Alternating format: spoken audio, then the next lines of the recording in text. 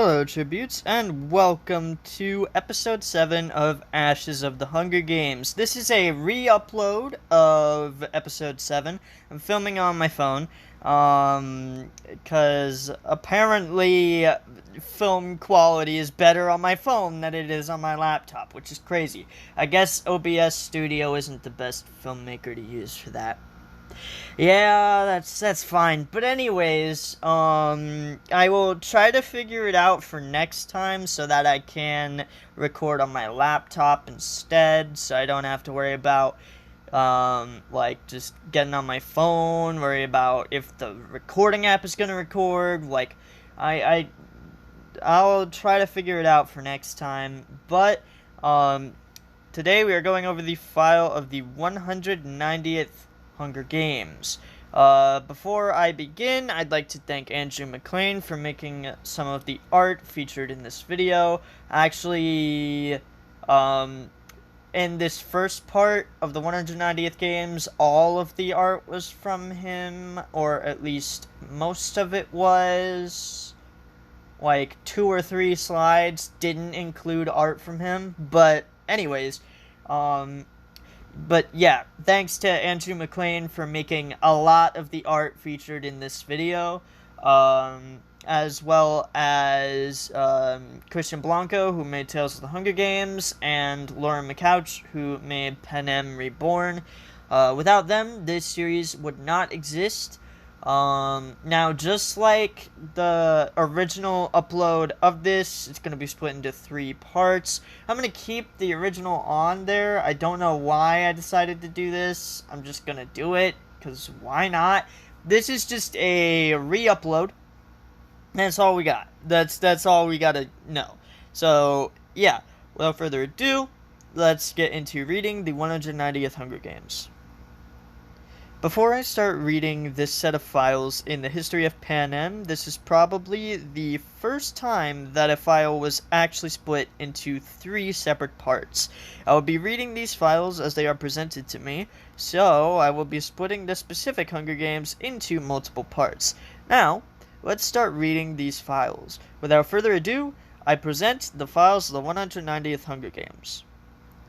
In accordance with the Treaty of the Reclamation, every 5 years, a special set of rules would be incorporated into the Hunger Games, and a special set of the games known as a Quinquennial Quell. These games were used to remind the districts of the capital's continuous command over them. On July 3rd, President Pontus Vesta was just finished celebrating his 60th birthday, and was ready to make a couple announcements, including the Quell twist for this year. As President Vesta walked onto the stage, he was met with cheers throughout the Capitol viewing square. Before making his announcements, President Vesta said that he was proud to be Panem's president during the last few years.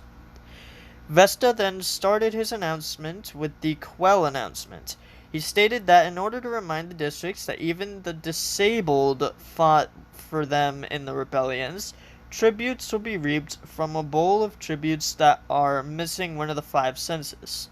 This Quell twist immediately proved exciting to the capital citizens, as the crowd erupted into cheers. Vesta also added that volunteering will be recognized this year, although the 3-for-4 rule would not be included this year. After announcing the Quell, Vesta then continued his announcement. Vesta stated that since he was of elderly age and knew he couldn't be president for much longer, Vesta was going to give the presidency spot to his 20-year-old nephew, Tobias Flickerman, starting next year. This announcement caused the Capitol crowd to cheer even louder, knowing that Tobias would also bring amazing quells. In District 12, they had just come up with a volunteer ceremony. How it would work was the district would choose the 15 best performers in the training academy. These 15 would lead teams of about 3 to 5 members. These 15 teams would race in the wilds around District 12. The race would start in the wilds just off the southern edge of District 12. The teams would then run through the forest until they reach the northern edge of the district. where they'd re-enter the district through Victor's Village. They'd then run south through the district until reaching the finish line again. The top 5 finishers would then move on to the interview stage, held in Town Square. This year, there were 47 volunteers, 24 girls and 23 boys. It was revealed that the grandchildren of the recently deceased victor of the 168th Hunger Games, Mercy Horowitz, were 10 of these volunteers. These 10 tributes were from 3 of the most prominent families in District 12. 2 of these families already having victors. These 3 families were the Horowitz family, the Blanken family, and the Heidemann family. The 15 team leaders were revealed to be 12-year-old Mercy Elizabeth Horowitz, 18-year-old Hopper Horowitz, 17-year-old Axford Blanken, 13-year-old Blessing Abbott, 16-year-old Bliss Abbott, 14-year-old Capsule Bauer, 13-year-old Benefico Diggs, 17-year-old Amaryl Malark, 14-year-old Antara Lip, 18-year-old Chiselle Brownell, 16-year-old Clover Baird, 18-year-old Corona Paisley, 13-year-old Charleston Gorlix, 14-year-old Cleft Donner, and 17-year-old Kier Duncan. After each of the team leaders chose their teammates, Mercy Elizabeth, one of Mercy Horowitz's grandchildren, chose her brothers Kyler and Tyler Horowitz.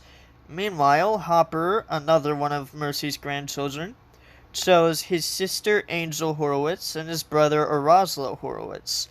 Axford, another one of Mercy's grandchildren, chose his sisters Kaylin and Talon Blanken. Meanwhile, Abreva Heidemann, the final grandchild of Mercy Horowitz, was chosen by Cleft to be a part of his team. As the race began, Mercy Elizabeth and her team immediately pulled into the front of the pack. Mercy Elizabeth knew the woods, and so did her brothers. However, after a wrong turn, both Hopper's team and Axford's team passed Mercy Elizabeth's team. Once Mercy Elizabeth and her brothers found their way back to the track, they were passed up by Kier's team and Charleston's team, with Cleft's team almost doing the same.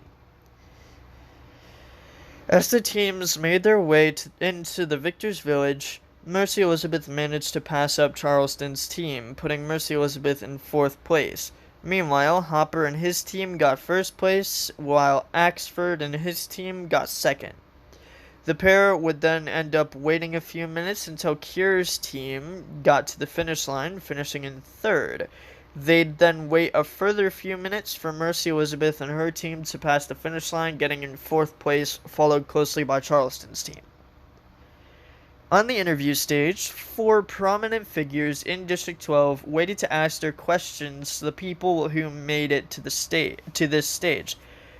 These 4 people were Mayor Undersea, Anastasia Chavez, victor of the 189th Games, the head peacekeeper of the region, Tiberius Steele, and President Pontus Vesta himself. Once the volunteers who made it to this stage walked onto the stage and smiled at the interviewers, the females were up first. As Mercy Elizabeth, Angel, Kaylin, Talon, Kier, Madge, Justice, Life, and Eliza got into their seats, the interviews started. Immediately, there was one volunteer who the 4 judges immediately took a liking to.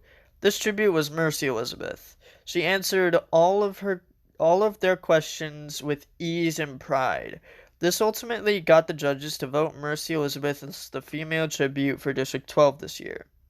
Meanwhile, for the boys, 2 boys immediately stood out to the judges. These 2 were Hopper Horowitz and Axford Blanken. Both of these boys answered the judges' questions with ease and prowess. Hopper did admit that the reason he found it so easy to talk to the group was because he was blind and still had no idea who he was talking to at the moment.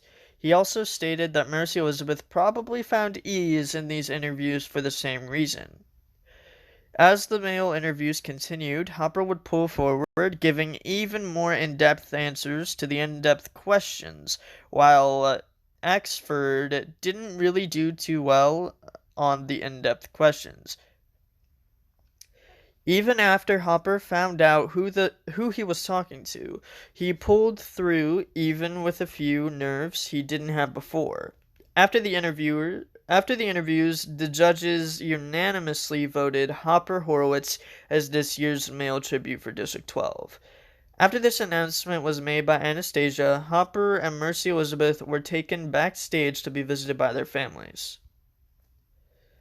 Mercy Elizabeth was visited by Angel, Kaylin, and Talon.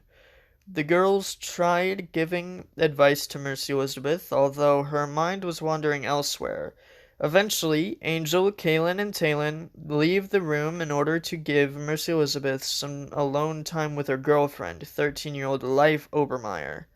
Mercy Elizabeth just hugged Life and cried. She also apologized for taking the female tribute spot from her.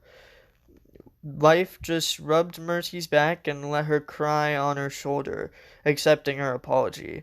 After a little while, as peacekeepers were taking Life out of the room, Life kissed Mercy Elizabeth for the first and hopefully not last time.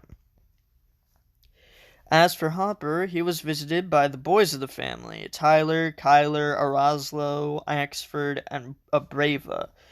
The boys congratulated Hopper and gave him advice on how he could win.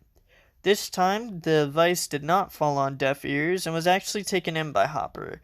Seeing as Hopper was single at the time, the boys stayed with him until they were taken out of the room by peacekeepers, and Hopper was taken onto the train.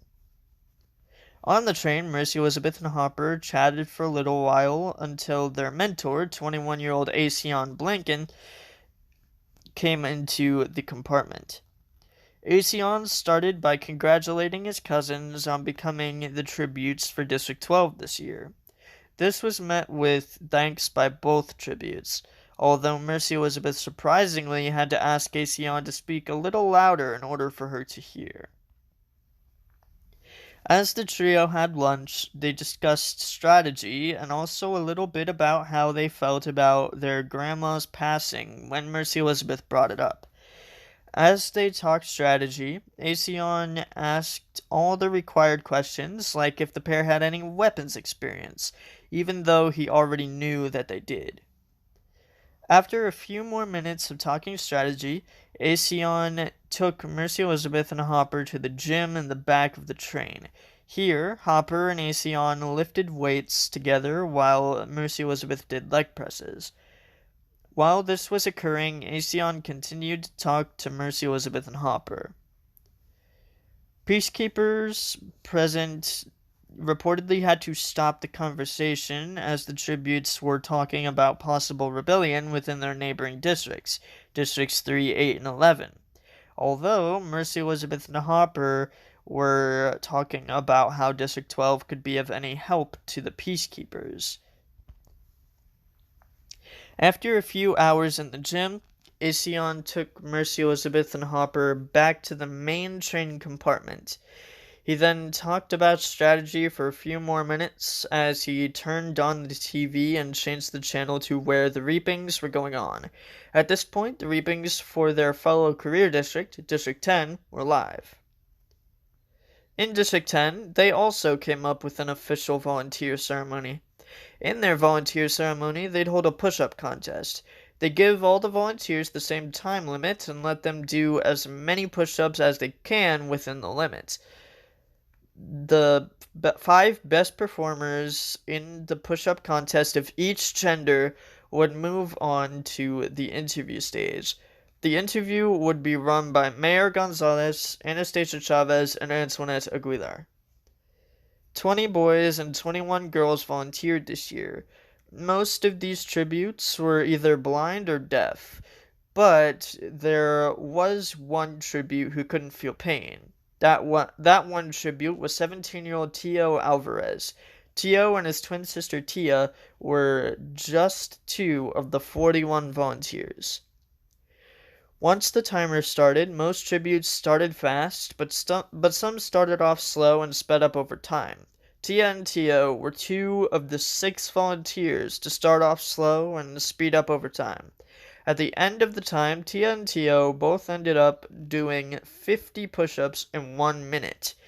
The pair ended up moving on to the interview stage along with some of their best friends, 18-year-old Alejandro Garcia, 15-year-old Ana Aguilar, and 13-year-old Bianca Botkin, along with 5 others.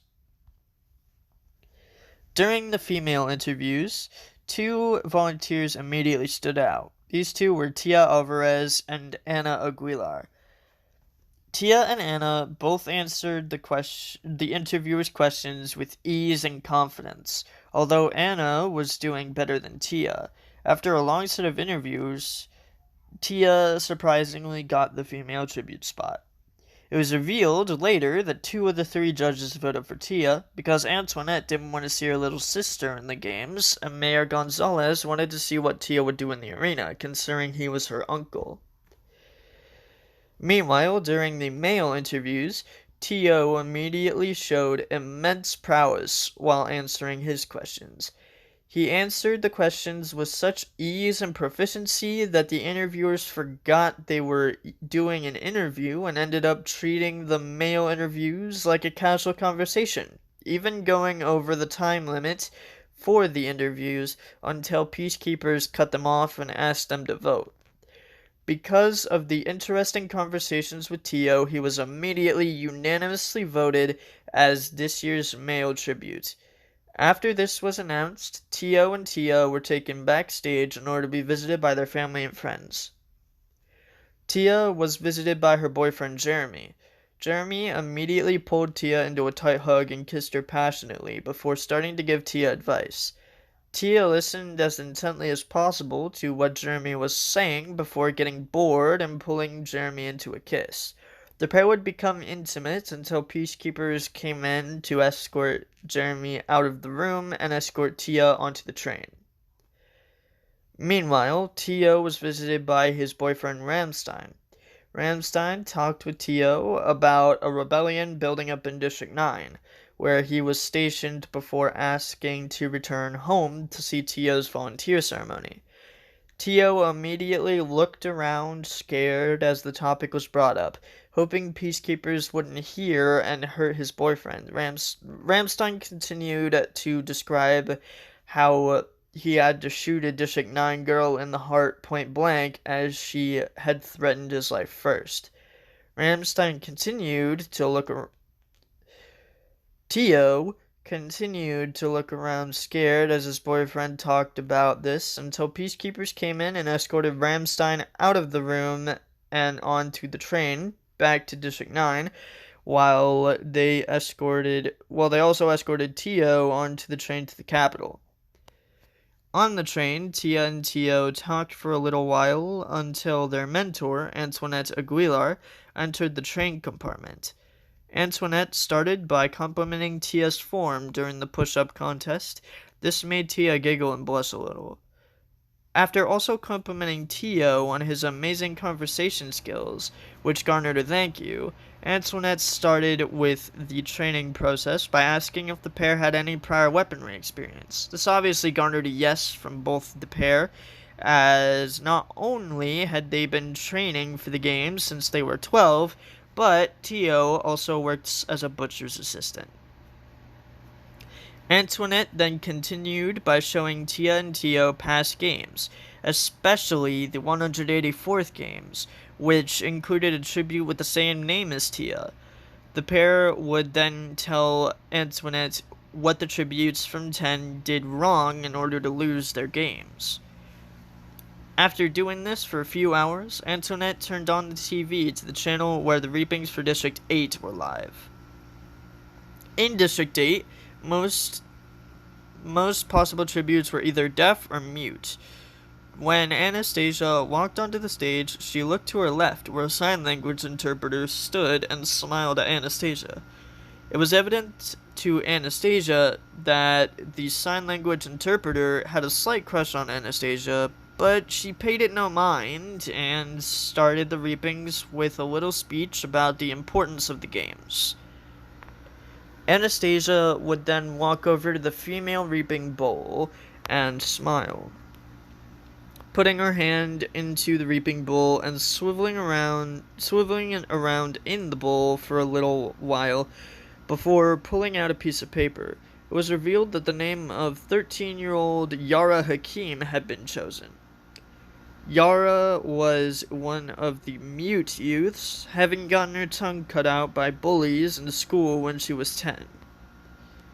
When Yara heard her name, she gasped and put her hand to her mouth. She could hear laughing from one of the far enclosures as her bullies laughed at her. Yara glared at the bullies as she stepped out into the aisle. Yara's curly brunette hair dangled over her face. Her light gray eyes darted around the reaping enclosures, clearly looking for a specific person. When her eyes landed on her best friend Andrew Tillett, she burst into tears. Andrew tried to rush out of the reaping enclosure in order to comfort his friend, but peacekeepers blocked him from doing so and escorted Yara onto the stage.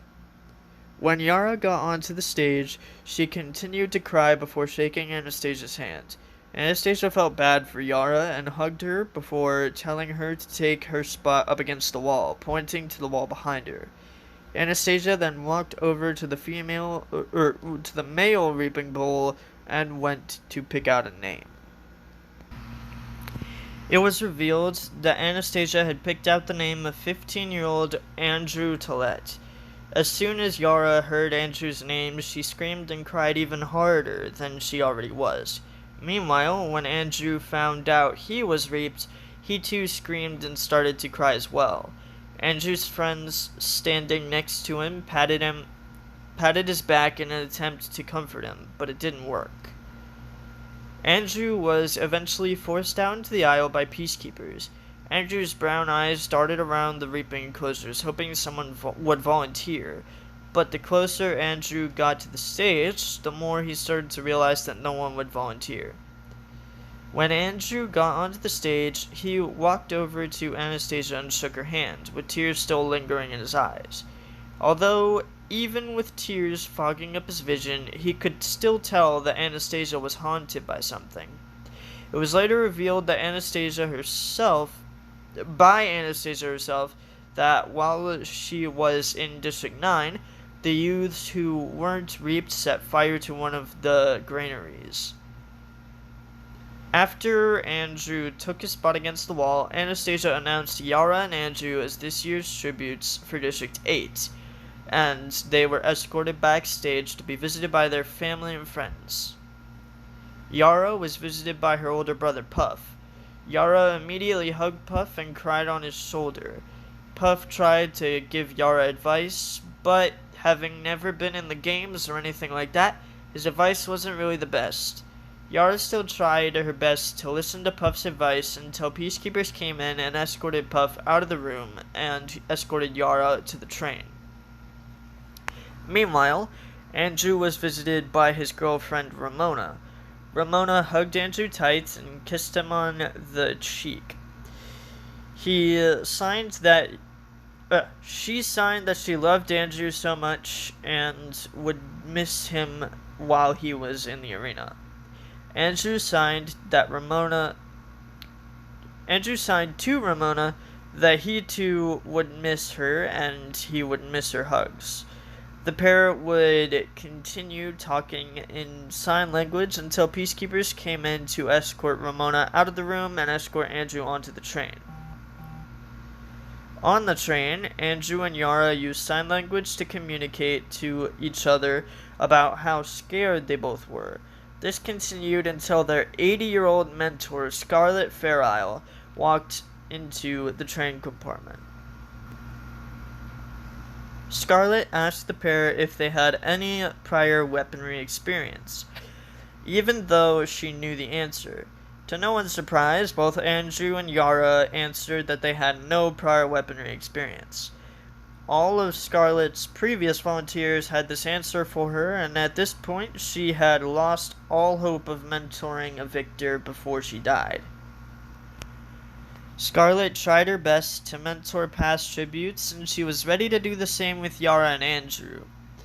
Scarlett did use did her usual preaching of the importance of survival skills and weaponry knowledge.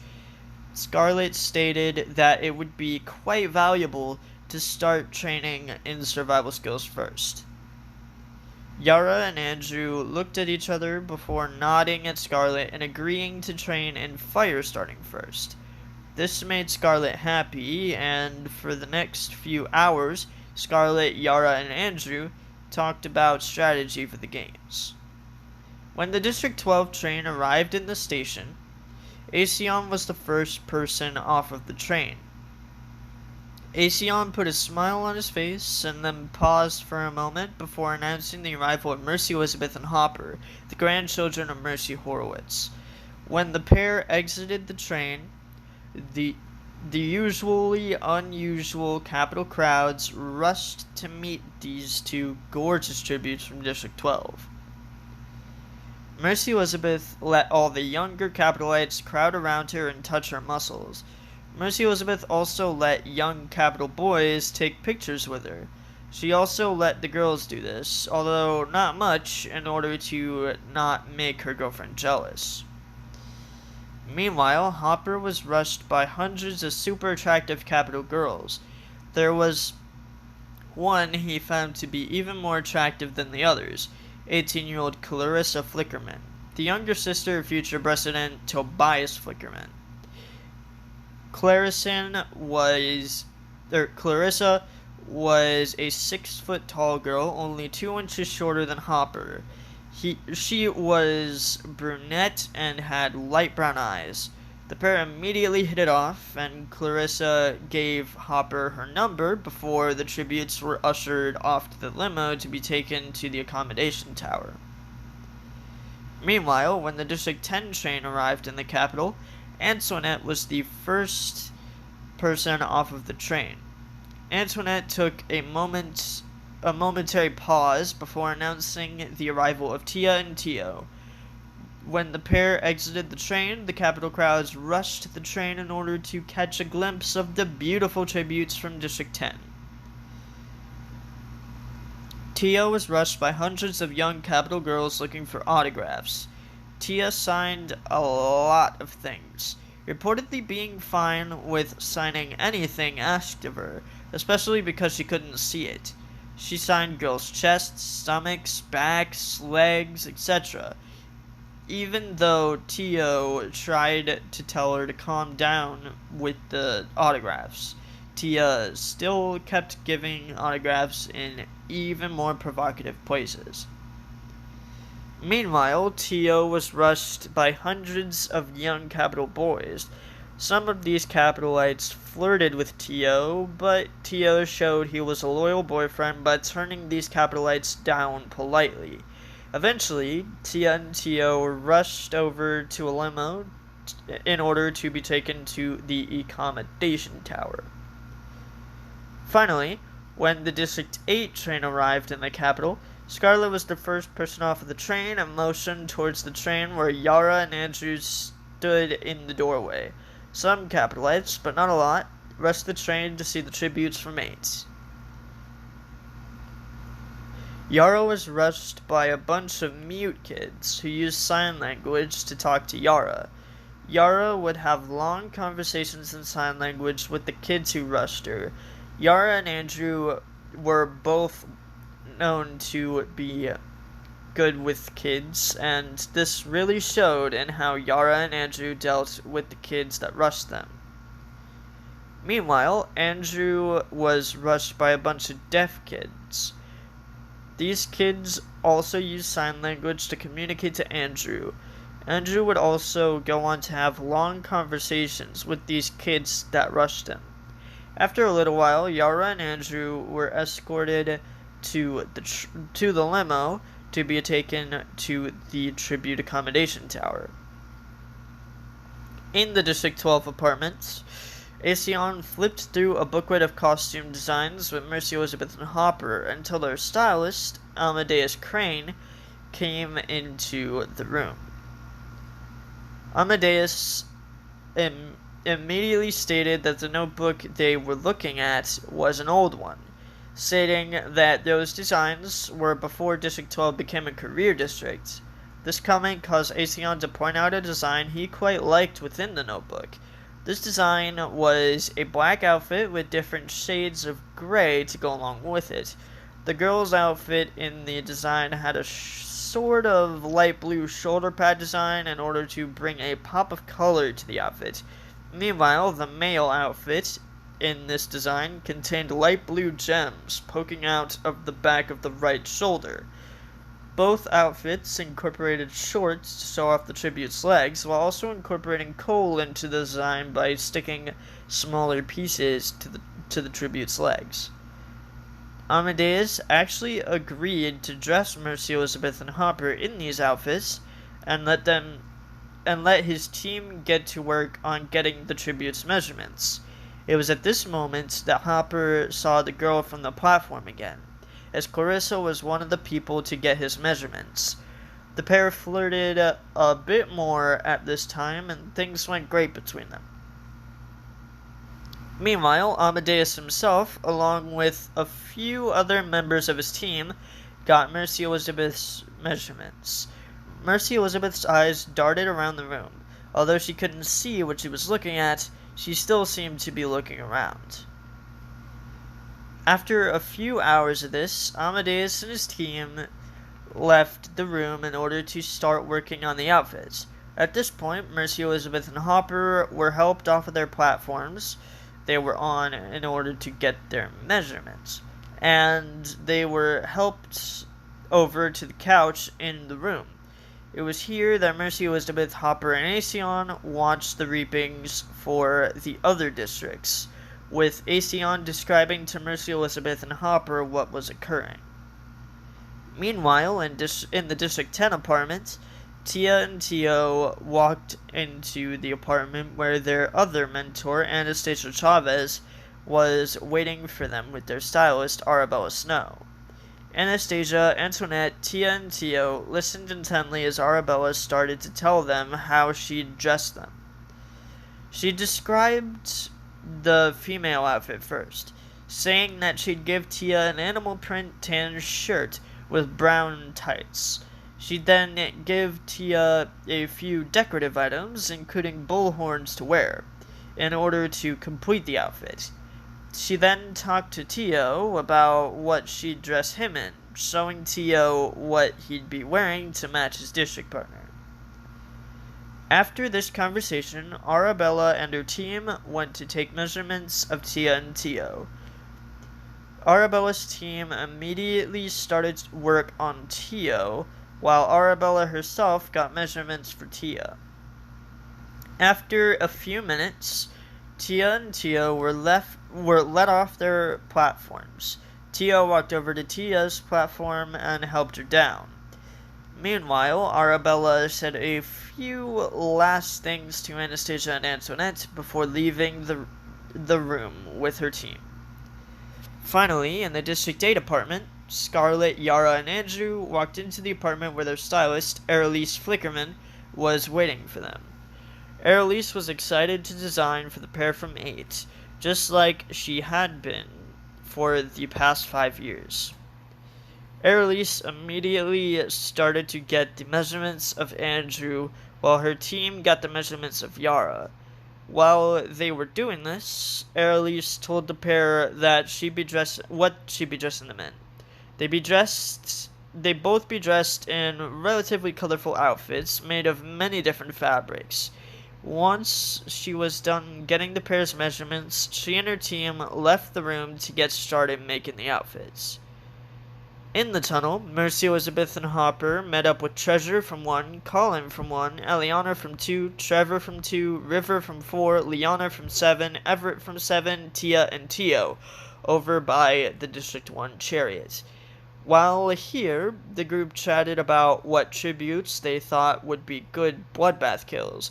River immediately commented that he hated his district partner Atchafalaya because she had made fun of him for being blind on the train, while she was just unable to smell. This pissed off the careers, as most of them were blind. Only 3 careers weren't blind, with Tio unable to feel pain, Treasure also unable to feel pain, and Liana being unable to taste. Tio, Treasure, and Liana all formed a close friendship, while the others in the career group got close to each other for their shared blindness. Meanwhile, at the District 8 chariot, Andrew and Yara looked around until Yara heard someone in the chariot behind them crying. This this crying tribute was the deaf District 9 girl, 17-year-old Mazalia. Her younger brother, 13-year-old Maze, who was mute, was trying to calm Mazalia down when Andrew and Yara looked in their direction.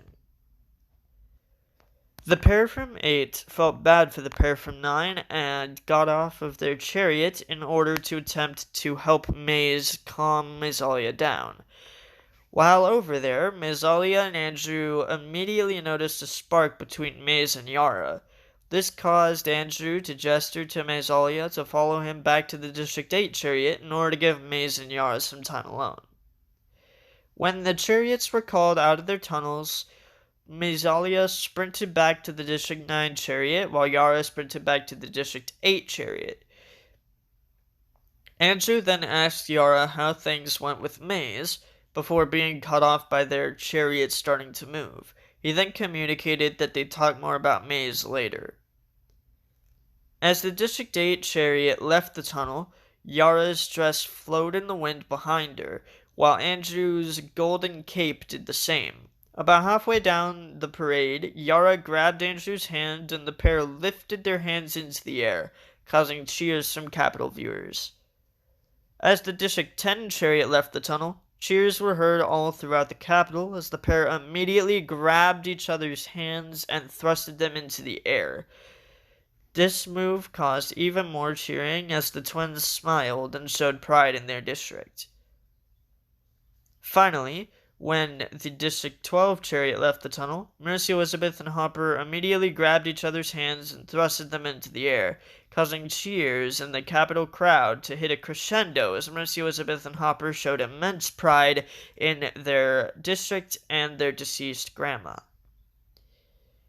As the parade was going on, newly appointed commentator Toberius Flickerman, twin brother of future President Tobias Flickerman, commented on the beautiful designs of the costumes this year. He also commented that Districts 8, 9, 10, and 12 really outdid themselves this year with their outfits.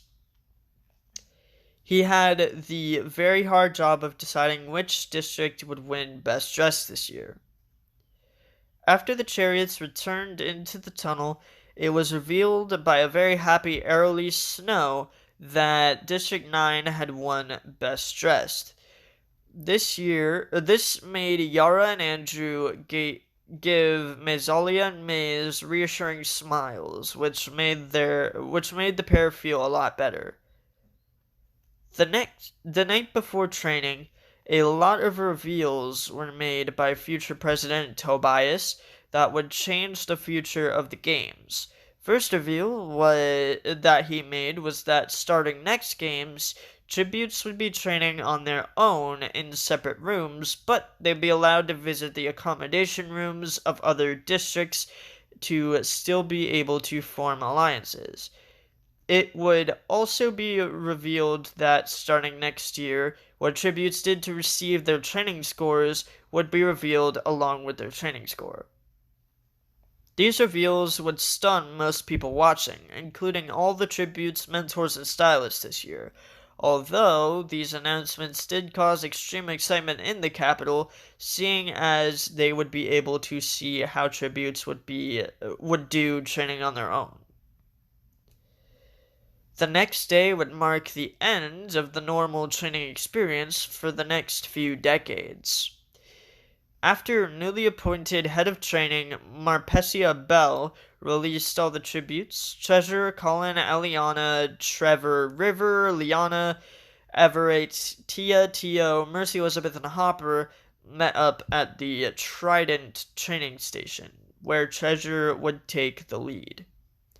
Treasure was a bit less hard on the blind members of the group, since they had an excuse for missing a few shots. Meanwhile, Treasure would give Liana and Tio hard times whenever they would miss a target, seeing as they could see the targets. Even though he was blind, River still did the best at the Trident Station, considering he constantly worked with them and had a lot of training with it. Meanwhile, Colin, Aliana, Trevor, Everett, Tia, Tio, and Mercy Elizabeth did best in the close-range combat stations, like the Sword Station. Although they did amazing at this station, Aliana left with a cut on her forehead, Tia left with a few cuts on her arms, and Mercy Elizabeth left with cuts on her legs and arms. Meanwhile, Yara and Andrew met up with Mazalia and Maze. Mazalia and Andrew immediately took to the lead and led Yara and Maze to the poisonous plants and insects station. Mazalia and Andrew used sign language to communicate to Yara and Maze that both of their mentors had communicated the importance of training and survival skills first, before letting Maze take the lead on this station. Maze surprisingly blazed through the station, getting all of them correct, which garnered cheering from Mazalia, Yara, and Andrew. After this, Mazalia went next. She too blazed through the station with a perfect score. Afterwards, it was Yara's turn. She went relatively slow compared to Mazalia and Maze, but still got a 98% on the station. Finally, it was Andrew's turn. Andrew took his time and methodically looked through all the plants and insects on the station and sorted them into the category he thought they went to. After doing this for a little while, Andrew got a perfect score, which caused the entire group to cheer for him, including a few other tributes who had gathered to watch. These tributes were Megan from 3 and Lewis from 6, who had already formed an alliance with each other. After Mazalia, Maze, Yara, and Andrew started using sign language to communicate again, Megan and Lewis, who were also deaf, knew they weren't alone and wanted to bring the 4 tributes from 8 and 9 into their alliance. The pair approached Yara, Andrew, Mazalia, and Maze and asked in sign language if they wanted to form an alliance. Megan added that she knew how to start a fire and rewire the podium mines if they could get access to them. Meanwhile, Lewis added that he was very good at hiding.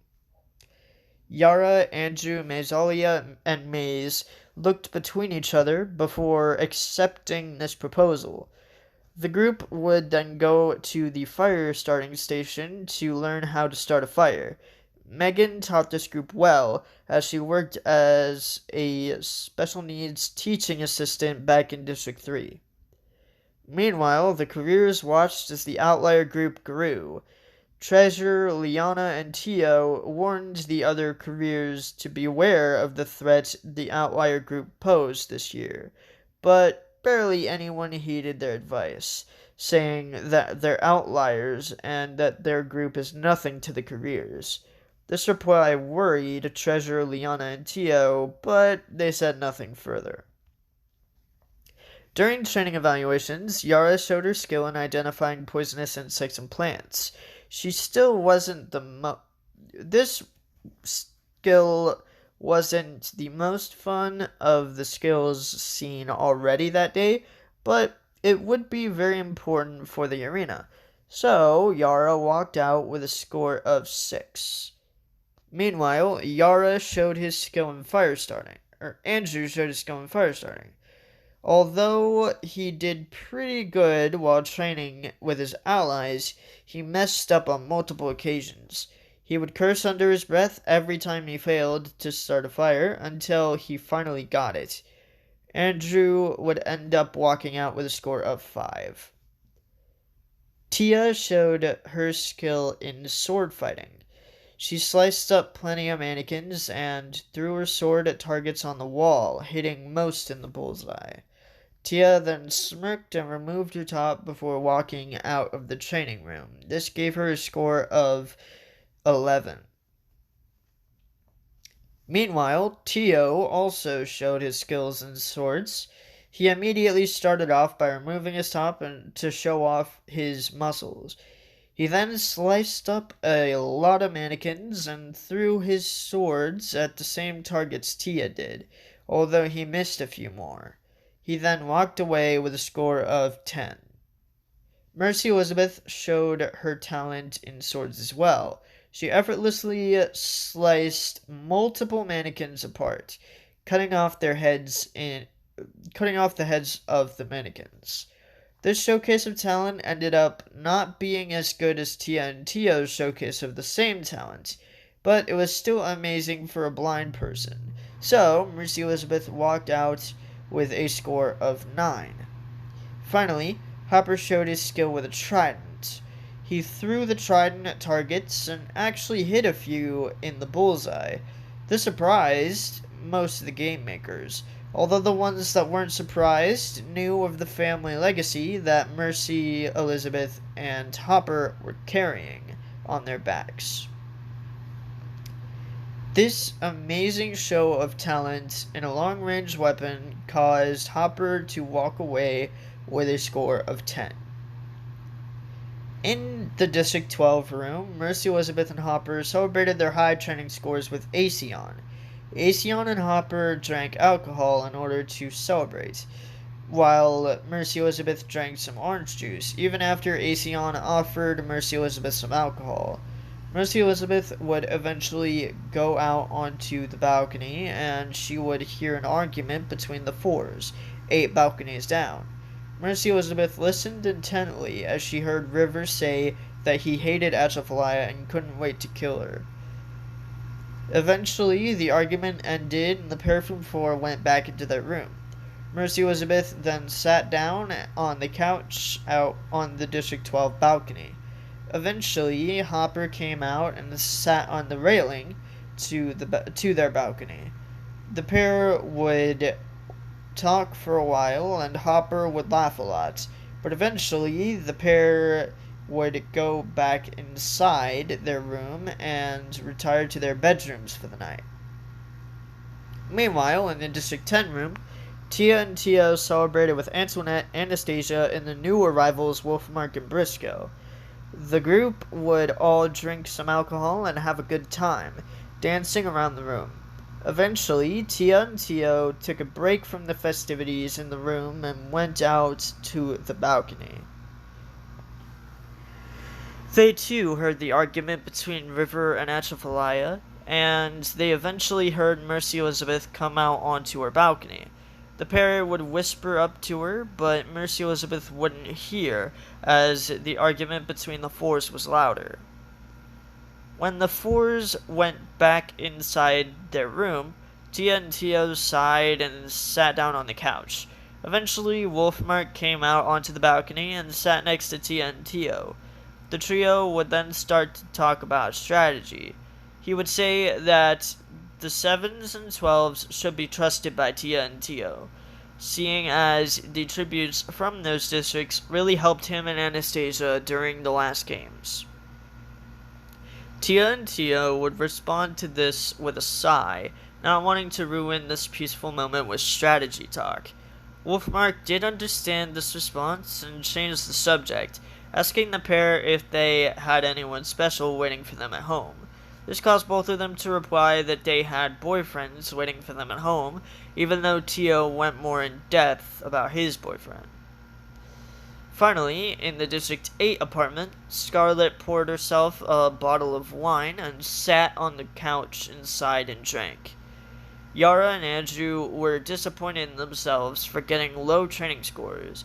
They were scared that they let Scarlet down.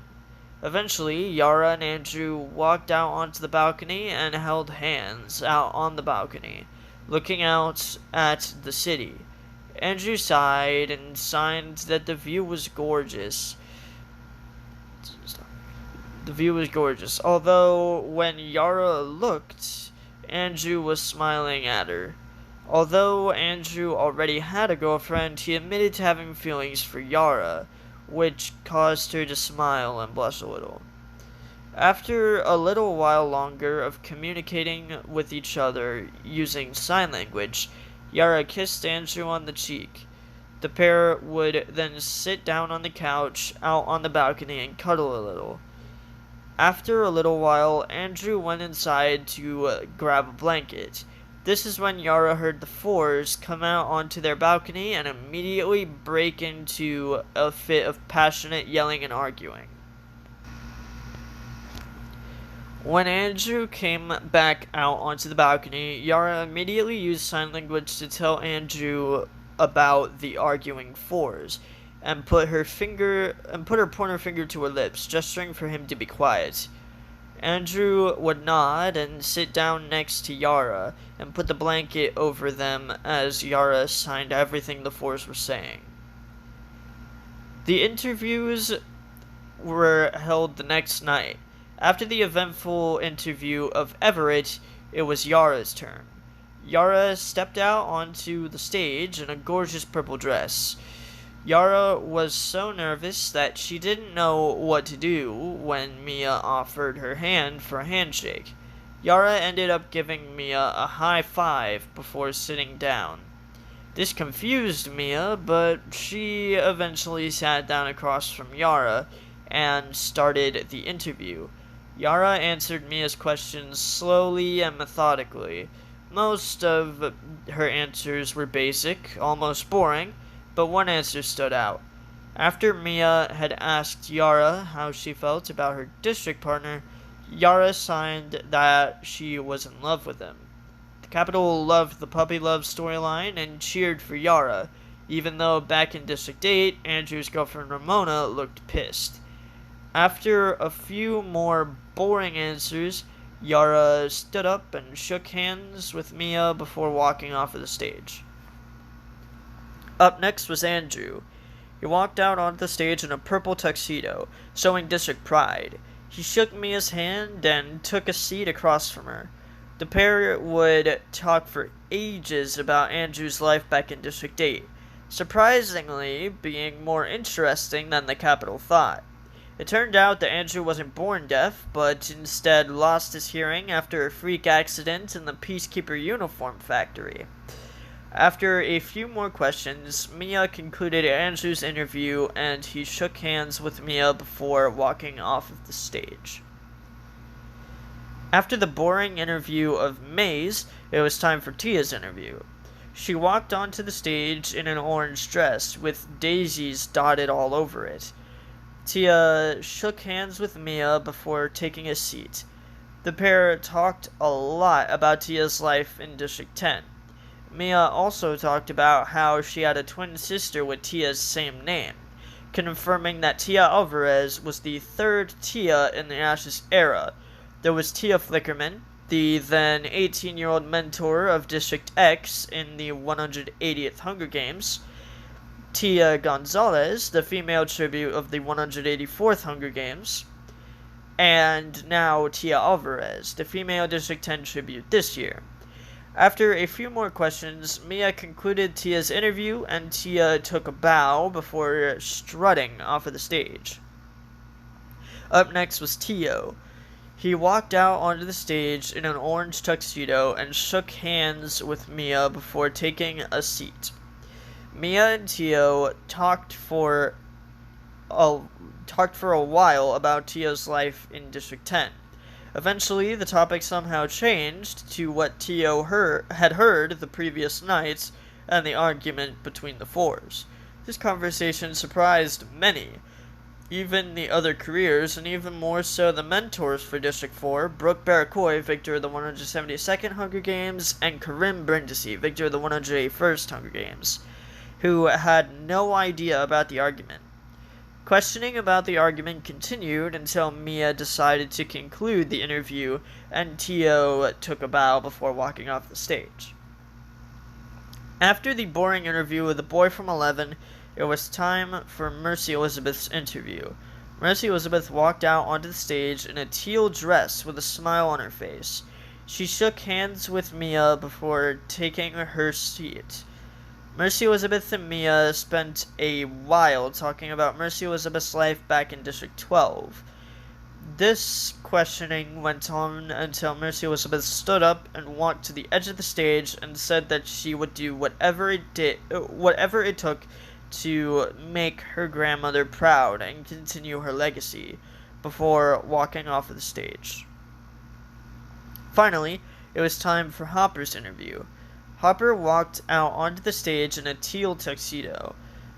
Hopper put on an immense scowl on his face in order to strike fear into the tributes backstage. Hopper would shake Mia's hand and take his seat, still glaring intensely at where he thought the cameras were. This was until Mia snapped her fingers, causing Hopper to look away from the back wall and over to Mia. Mia and Hopper would talk for ages about Hopper's life back in District 12, and how Hopper felt about being the grandson of Mercy Horowitz. This line of questioning would go on until Mia asked Hopper how he felt about what Mercy Elizabeth had said at the end of her interview. This question caused Hopper to stand up and walk to the edge of the stage, saying that he'd do whatever it took to help his sister make Mercy proud. He'd then walk off of the stage and immediately pull Mercy Elizabeth into a tight hug. So that is the end of part 1. I'll post part 2 a little bit later. Again, this is just me reposting the original 190th Hunger Games because of the bad quality of the original posting of the 190th Hunger Games. So it's a little bit quicker because I had already read it, and so I didn't really make any mistakes. Or, well, I did, but not as many as the first time reading through it. But yeah, that is going to be the end of part 1. I hope you guys enjoyed, and I hope you guys will stay tuned for when I repost part 2. Thank you, everybody, for watching. Goodbye.